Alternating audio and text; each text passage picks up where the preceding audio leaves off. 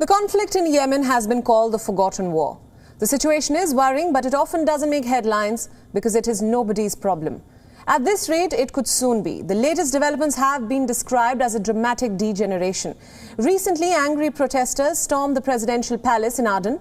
People are angry over the lack of services and poor living conditions. Take a look at our next report.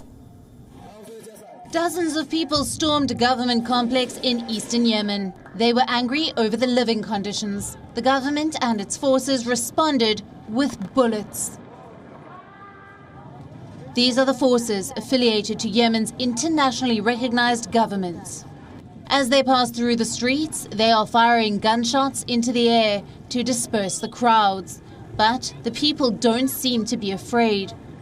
On Tuesday, hundreds stormed the presidential palace in Aden. The crowd included retired military and security officers. The situation in Yemen is getting worse by the day. These are pictures from earlier this month. A migrant center was set ablaze in Sana'a. Reports say 44 migrants were killed. Close to 200 were hurt. The survivors say they were attacked.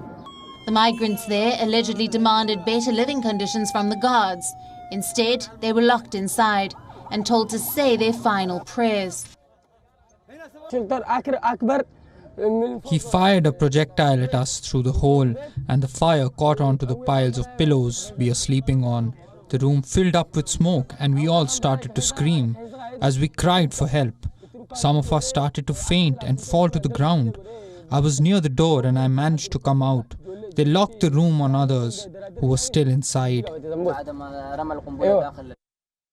A report claims that the deadly fire was caused by Houthi forces who accidentally fired projectiles.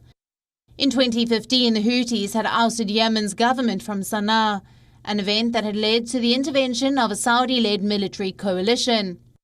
The fighting hasn't stopped since.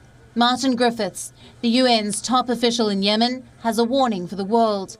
He told the Security Council that there has been a dramatic deterioration in the ongoing conflict, and the war is back in full force. India has expressed concerns too. Speaking at the UN Security Council meeting, India's Deputy Permanent Representative called the situation worrisome and said this could open up opportunities for terrorist groups to expand. The current escalation will also provide opportunities for terrorist groups such as Al-Qaeda and the Islamic State to spread their presence in Yemen, which is worrisome. The escalation only worsens the situation for the people of Yemen.